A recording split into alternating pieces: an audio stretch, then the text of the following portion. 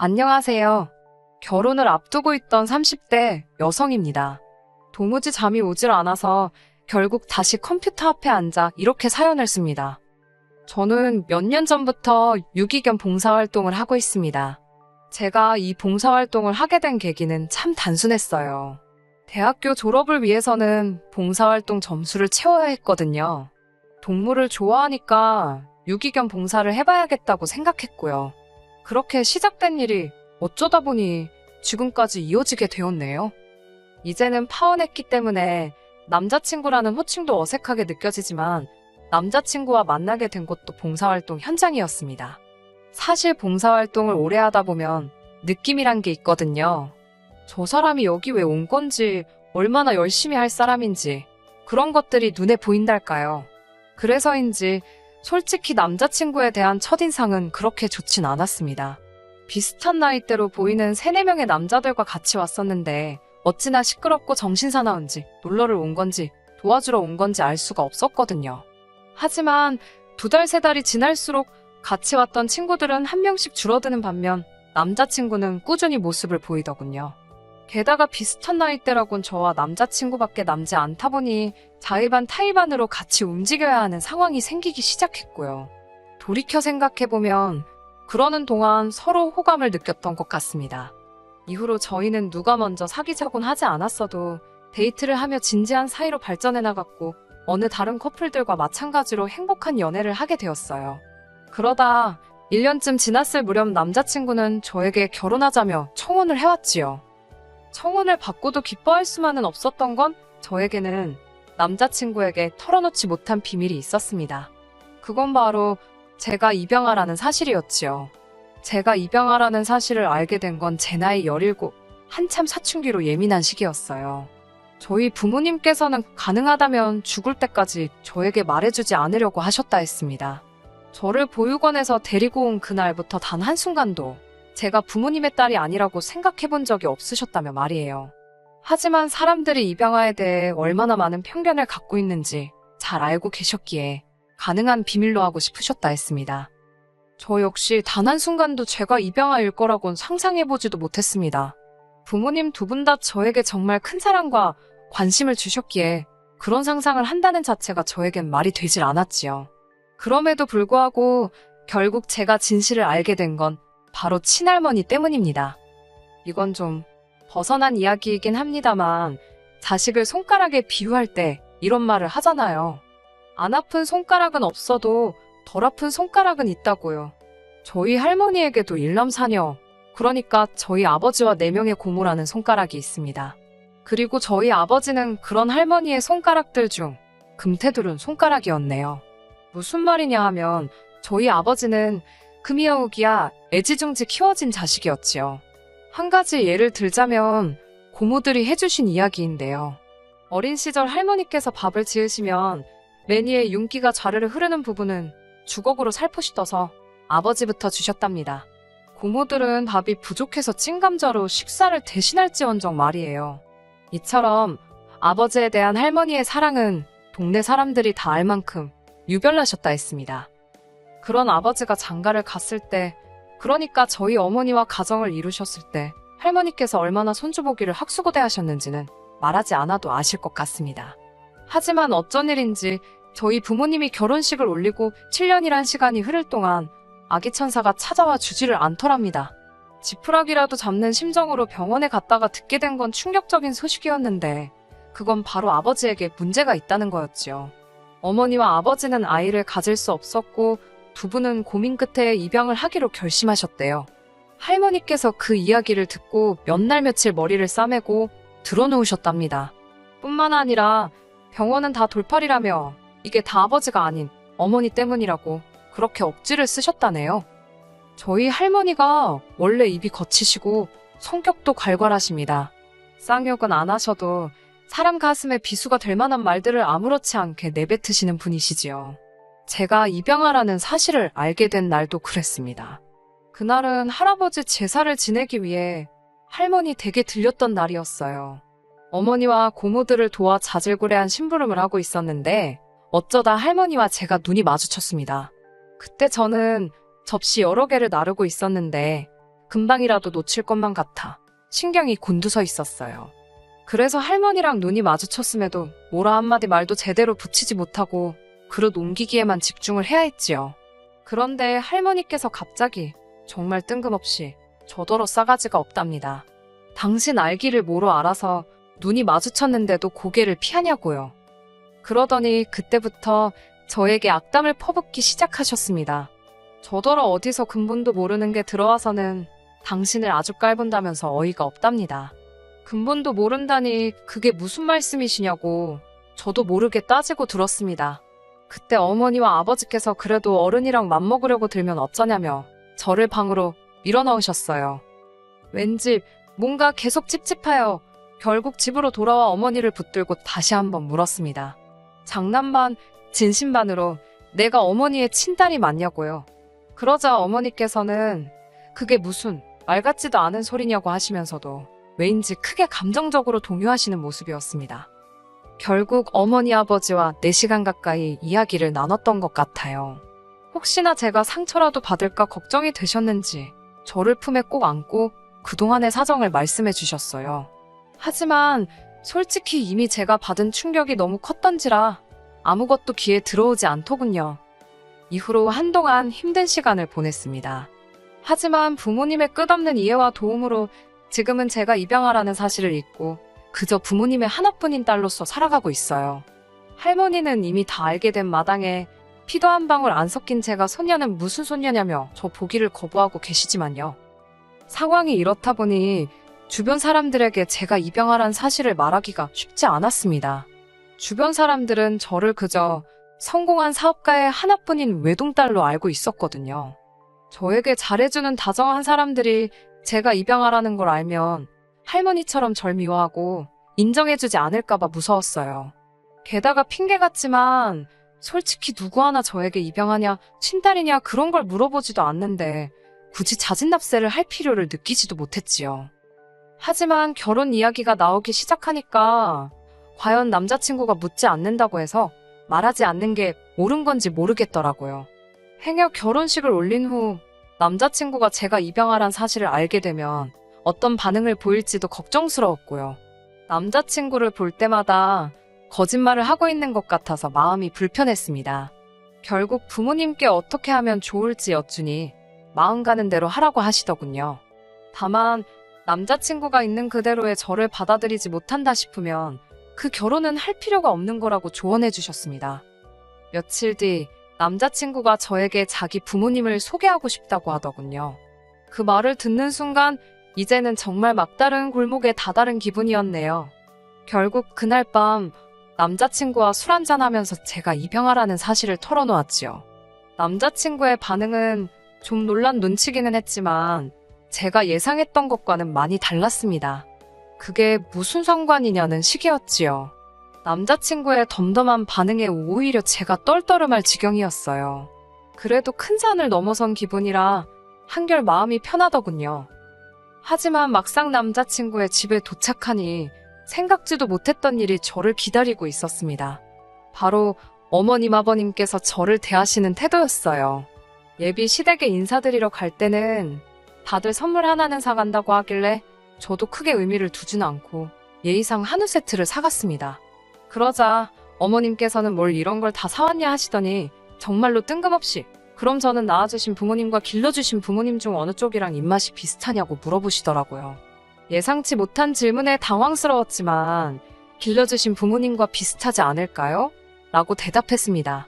그리고 솔직히 낳아주신 부모님 입맛을 제가 어떻게 알겠어요? 황당해하는 저를 뒤로 하시고는 어머님은 입맛이란 게 타고나는 게 아닌가 보다며 신기하다고 중얼거리셨습니다. 너무 어이가 없었지만 어머님께서 나쁜 뜻 없이 정말 궁금해서 물어보셨을 거라고 스스로를 이해시키려고 했네요. 남자친구 어머님께서 식사 준비를 하시길래 저도 부엌으로 따라 들어갔습니다. 수저 놓고 젓가락 놓고 하는 일들을 도와드렸어요. 원래도 집에서 어머니를 자주 도와드리는 편이라 남자친구 어머님을 도와드리는데 별로 불편하단 생각은 안 했네요. 그런 저를 보고 어머님께서 가정교육은 잘 받은 것 같다고 하셨고요. 그런 칭찬을 듣자고 한 일은 아니었지만 기분이 나쁘지는 않더군요. 이후에도 어머님은 제가 하는 행동마다 잘 배웠다라든가 곱게 컸구나와 같은 칭찬을 한마디씩 해주셨어요. 그때는 어머님이 무슨 생각으로 이런 말씀을 하시는지 몰랐기 때문에 잘 보이고 있구나. 속된 말로 내가 지금 점수를 따고 있구나 싶어서 기분이 무척 좋았습니다. 식사를 하는 동안에는 아버님이 주로 대화를 이끌어 가셨습니다. 아버님께서는 저희 아버지가 하시는 사업에 큰 관심을 보이셨어요. 구체적으로 어떤 사업을 하시는지 말씀드리면 알아보시는 분도 계실 것 같아서 언급하기는 어렵지만 규모가 제법 크고 언젠간 제 것이 될 거라 하셨습니다. 하지만 할머니께서 핏줄도 아닌 외부인에게 대를 이은 사업을 넘겨줄 수는 없다며 당신 눈에 흙이 들어가기 전까진 절대로 안 된다 하셨습니다. 저도 집안에 분란을 일으키면서까지 물려받고 싶은 생각도 없기에 지금 직장 생활을 하고 있고요. 하지만 남자친구 아버님께 이런 시시콜콜한 부분까지 말씀드리진 않고 그저 아버지께서 어떤 종류의 사업을 하신다 정도만 간단하게 말씀드렸습니다. 그리고 정말 황당한 질문을 하셨는데 저희 부모님 사이에 만약에 늦게라도 자식이 생기면 저는 어떻게 되는 거냐고 물으시더군요. 처음엔 무슨 말인지 이해조차 쉽게 되지 않았습니다. 남자친구 부모님께서는 언제라도 두 분 사이에 친자식이 생기면 저는 내쳐지는 거냐고 묻고 싶으신 거였어요. 저희 부모님이 그러실 분도 아니지만 그 질문 자체로 너무 상처를 받았지요. 제가 입양하라는 사실을 아주 확실하게 상기시켜 주셨으니까요. 슬슬 불쾌한 기분이 들기 시작했을 무렵 식사가 끝났습니다. 집에 가고 싶다는 생각이 절실했는데 어머님 아버님께서는 저에게 몇 가지 더 묻고 싶다 하시면서 저를 붙잡아 앉히셨어요. 그렇게 다시 한번 어색한 대화 시간을 갖게 되었습니다. 어머님께서는 저더러 절 낳아주신 진짜 부모님에 대해서는 아는 게 좀 있냐고 물어보셨습니다. 그런 질문 자체가 불편하고 황당해서 이름이고 뭐고 아무것도 아는 게 없다고 말씀드렸지요. 그러자 이번엔 아버님께서 결혼이라는 게 남녀둘이 좋아서만 되는 것도 아니고 양쪽 집안 어른들이 어떤지도 봐야 하고 라며 말끝을 흐리시더니 결혼이 제가 생각하는 것보다 훨씬 어렵고 까다로워서 그렇답니다. 그러면서 혹시 저더러 IQ 테스트는 해본 적이 있냐고 물으시더군요. 요새 누가 그런 걸 하나요? 그리고 참고로 저는 한국에서 5손가락 안에 드는 대학을 졸업하여 누구나 들으면 알 법한 직장을 다니고 있었고 어머님 아버님도 그 사실을 잘 알고 계셨습니다. 한때 결혼까지 생각했던 남자친구를 깎아내리기는 싫지만 학력이나 직업면에서 남자친구에 비해 월등히 나은 조건이었지요. 그럼에도 불구하고 제가 결혼을 결심했던 건 그의 배경이 아닌 그의 성품을 사랑했기 때문이고요. 아무튼 아버님께서 덧붙이시기를 타고난 머리가 좋은 건지 아니면 악으로 깡으로 버틴 건지 궁금하셔서 물어보셨답니다. 이후로 잠시 동안 불편한 침묵이 이어졌고 제 마음 한켠에서는 이 결혼을 하는 게 맞는 건지 모르겠다는 생각이 스멀스멀 피어오르고 있었지요. 무엇보다 절 속상하게 했던 건 이 모든 과정 속에서 남자친구는 아무런 말도 하지 않았다는 거예요. 별 반응이 없었던 건 술에 취해서 그랬던 건가 싶어서 마음이 더더욱 씁쓸해지더군요. 그때 어머님께서 질문을 해오셨습니다. 저더러 건강검진은 받아봤는지 산부인과는 가봤는지 그런 것들을 물어보셨어요. 건강검진은 부모님과 함께 거의 매년 받고 있다 말씀드리니 이번엔 유전병 같은 게 걱정이랍니다. 그런 어머님의 말씀에 딱히 뭐라고 대답을 해야 할지 모르겠더군요.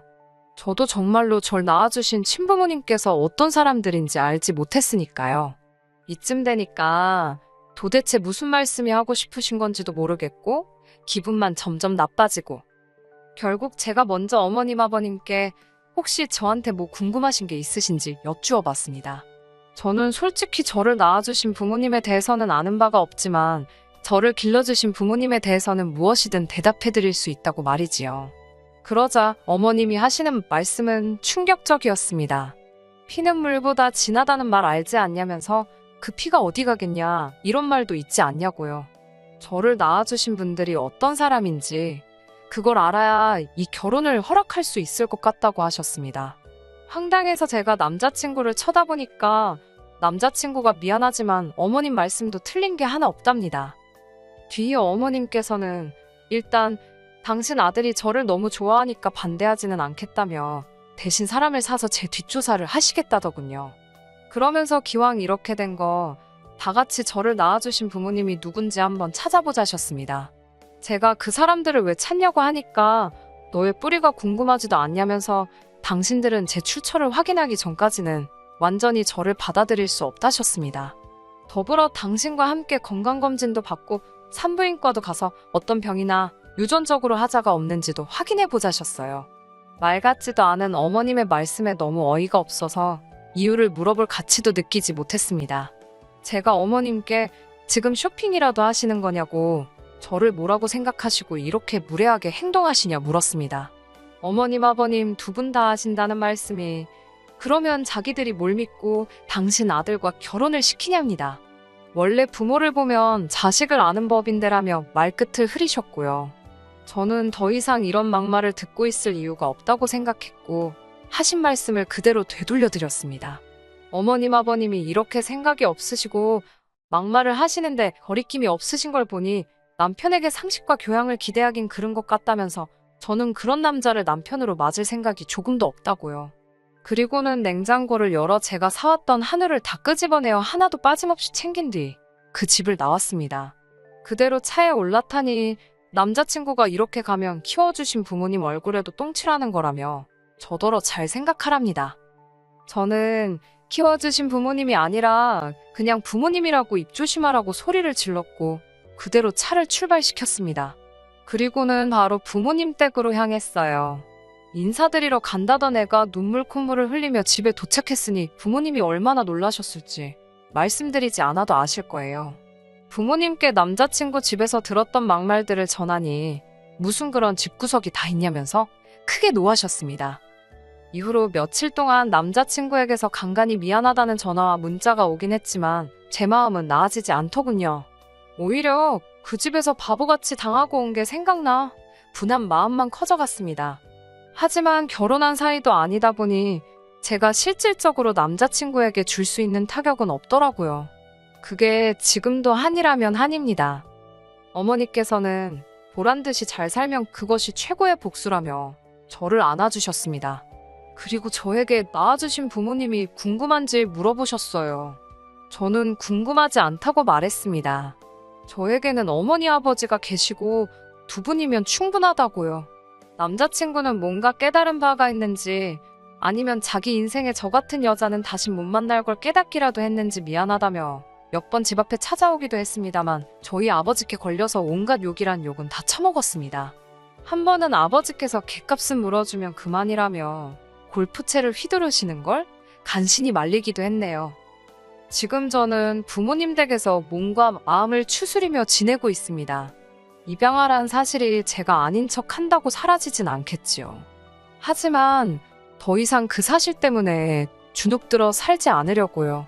그저 어머니 아버지의 하나뿐인 딸로 행복과 사랑을 누리며 살 거예요. 저와 부모님을 위해서라도 말이지요. 끝까지 들어주셔서 감사합니다. 오늘의 사연은 여기까지입니다. 구독과 좋아요, 알람 설정 부탁드리고 더 좋은 사연으로 다시 찾아뵙겠습니다. 감사합니다.